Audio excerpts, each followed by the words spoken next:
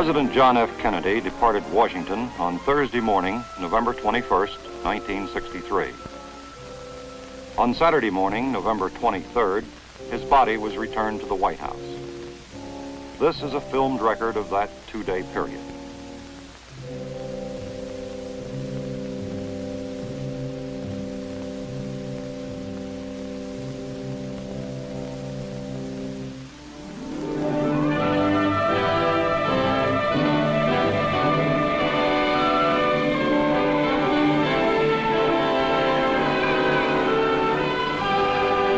President Kennedy went to Texas to take his program to the people.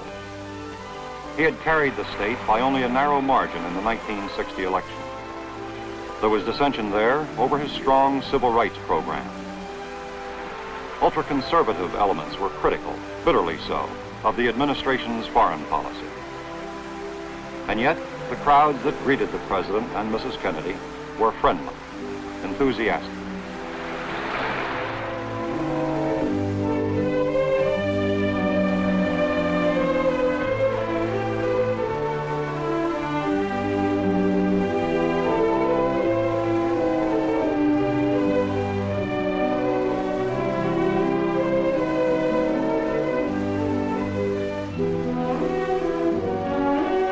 Most newspapers described the trip as political. It was that, and it was more than that. Speaking at dedication ceremonies for the Aerospace Medical Health Center at Brooks Air Force Base, President Kennedy sought for unity amongst Americans. His conviction was, in his words, that the United States should be a leader. More than 3 years, I've spoken about the new frontier. This is not a partisan term, and it's not the exclusive property of Republicans or Democrats. It refers instead to this nation's place in history, to the fact that we do stand on the edge of a great new era, filled with both crisis and opportunity, an era to be characterized by achievement and by challenge. It is an era which calls for action and for the best efforts of all those who would test the unknown and the uncertain in every phase of human endeavor. It is a time for pathfinders and pioneers.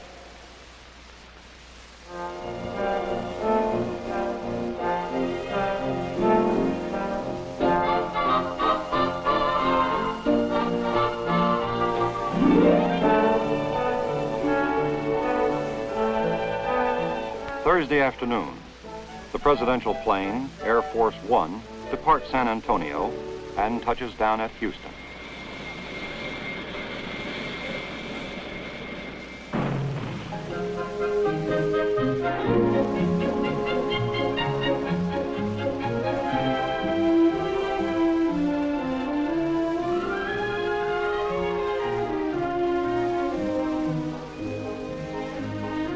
Mrs. Kennedy is making one of her first public appearances in several months.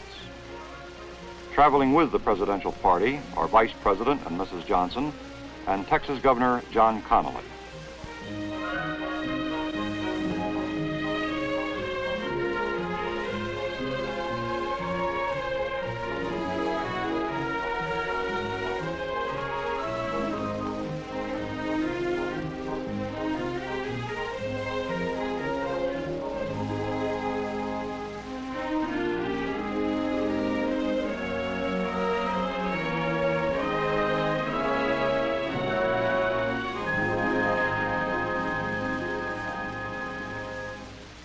Thursday evening, Houston. President Kennedy speaks to the League of United Latin American Citizens. He speaks of his interest in the Alliance for Progress.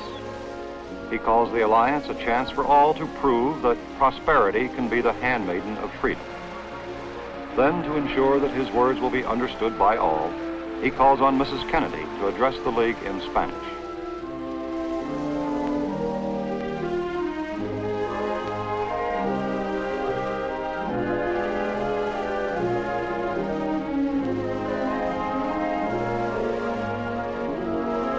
Thursday evening, the Houston Coliseum. A testimonial dinner for Congressman Albert Thomas.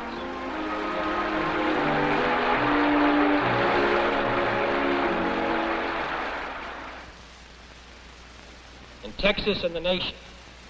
Change has been the law of life. Growth has meant new opportunities for this state. Progress has meant new achievements. And we dare not look back now. In 1990, the age of space will be entering its second phase. And our hopes in it to preserve the peace, to make sure that in this great new sea, as on earth, the United States is second to none. Your old men shall dream dreams. Your young men shall see visions, the Bible tells us. And where there is no vision, the people perish. The presidential party moves on to Fort Worth, where the chief executive will spend the night and deliver several early morning speeches. A unique lighting display normally seen on only 2 holidays a year, Fort Worth tribute to the president. Friday morning, November 22nd. It's 8:45 and the weather is misty.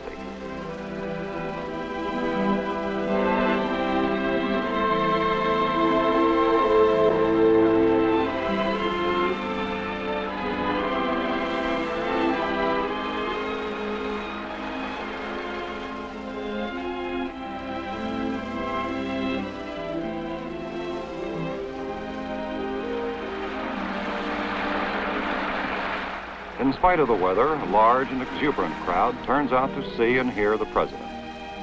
President Kennedy is in good spirits too. Tells his audience that Mrs. Kennedy is busy organizing herself, and adds, of course, she looks better than we do when she does it. Thus begins the last day of his life. He will live less than 4 hours from this moment.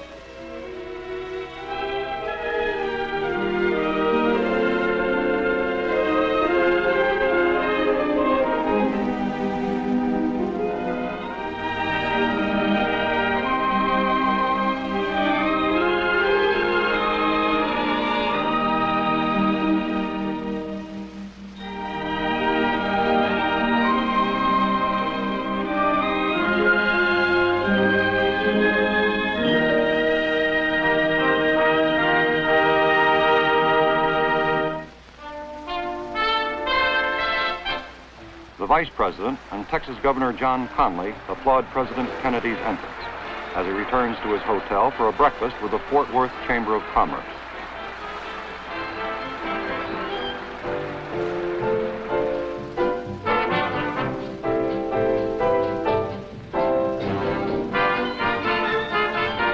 The breakfast party awaits the arrival of Mrs. Kennedy.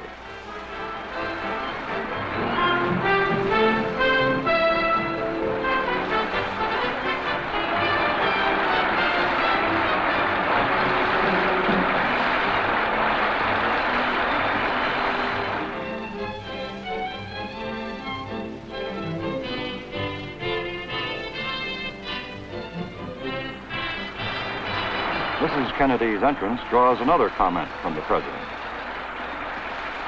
2 years ago, I said that, introduced myself in Paris by saying that I was the man who had accompanied Mrs. Kennedy to Paris.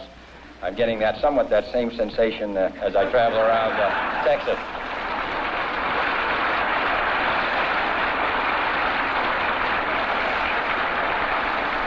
Nobody wonders what Lyndon and I wear.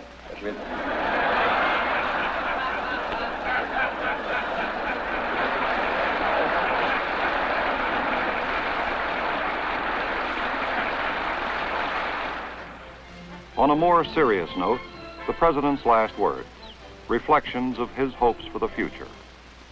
This is a very dangerous and uncertain world. We would like to live as we once lived, but history will not permit it. The balance of power is still on the side of freedom. We are still the keystone and the arch of freedom, and I think we will continue to do as we have done in our past, our duty. I'm confident, as I look to the future, that our chances for security, our chances for peace, are better than they've been in the past. And the reason is because we're stronger. And with that strength is a determination to not only maintain the peace, but also the vital interests of the United States.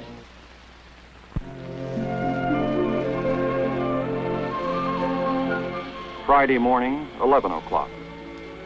The presidential jet leaves Fort Worth for the short flight to Dallas, where the president has a scheduled luncheon address.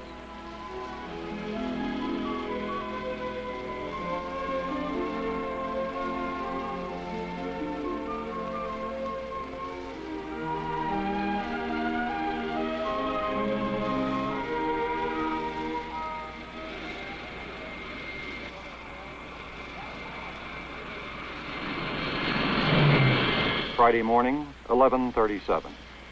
The president's jet lands at the Dallas airport, Love Field.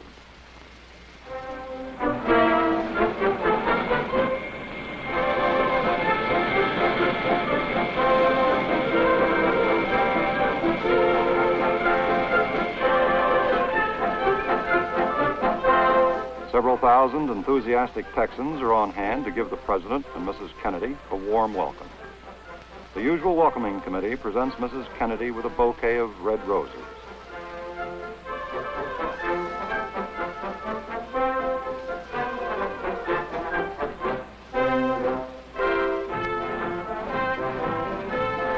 Although the president is running behind schedule, he pauses momentarily to shake a few hands. Mrs. Kennedy joins him in the throng of outstretched hands and cameras.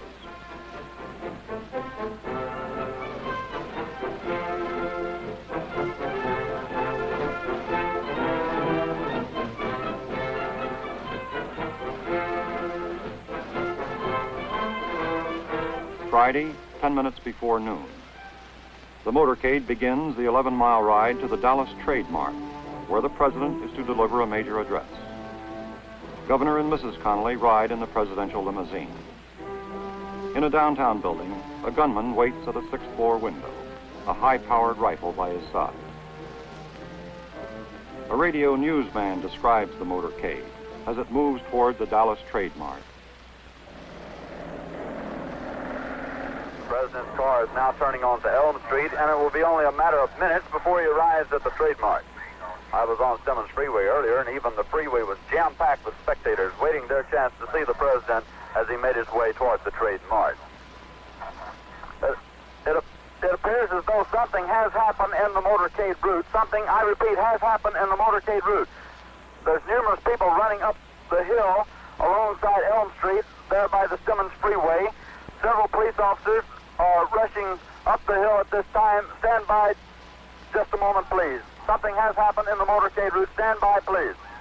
Parkland Hospital, there has been a shooting. Parkland Hospital has been advised to stand by for a severe gunshot wound. I repeat, a shooting in the motorcade in the downtown area. Parkland Hospital has been advised to stand by for a severe gunshot wound. The president's car is now going past me. The limousine is now traveling at a very high rate of speed. Secret Service men standing up in the limousine. They are armed with submachine guns. It appears as though someone in the limousine might have been hit by the gunfire. Put me on, Phil. Put me on. Phil, am I on? We're here at the Trade Mart. The motorcade is coming by here. I can see many, many motorcycles coming by now. Police motorcycles. Just heard a call on the radio for all units along Industrial to pick up the motorcade. Something has happened here. We understand there has been a shooting. The presidential car coming up now. We know it's the presidential car. You can see Mrs. Kennedy's pink suit. There's a Secret Service man, spread eagle, over the top of the car. We understand Governor and Mrs. Connally are in the car with President and Mrs. Kennedy. We can't see who has been hit, if anybody's been hit, but apparently something is wrong here. Something is terribly wrong. I'm in behind the motorcade, trying to follow them. It looks as though they're going to Parkland Hospital. We're on the road to Parkland at this time. The Secret Service man is still spread eagle over whoever is in the car, the President and Mrs. Kennedy, and as we understand, Governor and Mrs. Connally. At this point, it looks as though it could have been one or two or even all of the people within the car may have been the victims, may have been struck by shots. We don't know. Parkland Hospital in the distance, now on Harry Hines Boulevard, following behind the motorcade. Many, many police officers, maybe 20 or 25 motorcycle policemen falling in behind at the Trade Mart. A huge crowd left behind, waiting expectantly to see the president. The motorcade now perhaps 2 or 3 blocks ahead of me. They're approaching the entrance now to Parkland Hospital, traveling at a high rate of speed. Already police cars converging on Parkland from every angle, from every point. I'm pulling in now toward Parkland Hospital, coming to the approach. There's an officer waving me down. He's waving me around. There's a cordon. There's already a cordon of police officers running from their cars, from their vehicles here. The official party, as I can see it, pulling around toward the emergency room of Parkwood Hospital. The policeman says, no, you cannot come in here. You cannot come in here. We'll let nobody else in. It was definitely the president's car. We could see the First Lady's paint suit. That's the only identification we could see, but we know it is the president's car. Another car directly behind the presidential car. There were also parties in that car. Another Secret Service man spread eagle over them. We don't know. Perhaps there was some hid in that car as well. We're not sure. And just now we've received reports here at Parkland that Governor Connally was shot in the upper left chest, and the first unconfirmed reports say the president was hit in the head. That's an unconfirmed report that the president was hit in the head. The president's wife, Jackie Kennedy, was not hurt. She walked into the hospital at her husband's stretcher side. And a Dallas newsman, Mel Couch, said he was riding shortly behind the president in the parade. He said after the shots were fired, he happened to look up at about the 5th or 6th floor of the Texas Book Depository. He said he saw the rifle being pulled back in. President Kennedy has been given a blood transfusion at Parkland Hospital here in Dallas in an effort to save his life after he and Governor John Connally of Texas were shot in an assassination attempt in downtown Dallas. A priest has been ordered, emergency supplies of blood also being rushed to the hospital. Just a moment. We have a bulletin coming in. We now switch you directly to Parkland Hospital and KBOX News Director Bill Hampton. The President of the United States is dead.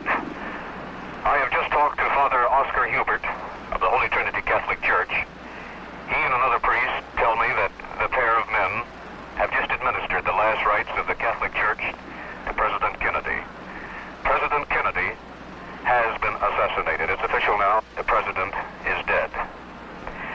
Women here in shock, some have fainted. Grown men, Secret Service men standing by the emergency room, tears streaming down their face. There's only one word to describe the picture here, and that's grief, and much of it. It's official. As of just a few moments ago, the President of the United States is dead. At 1:33, a White House aide briefs newsmen. Already, arrangements for swearing in the new president are being made. President Kennedy's body is to be placed aboard Air Force One for the flight back to Washington. At 2:38 in the forward cabin of Air Force One, a necessary ceremony. I do solemnly swear that I will faithfully execute the office of President of the United States. And will to the best of my ability. Preserve. Protect. Defend. The Constitution of the United States. So help me God.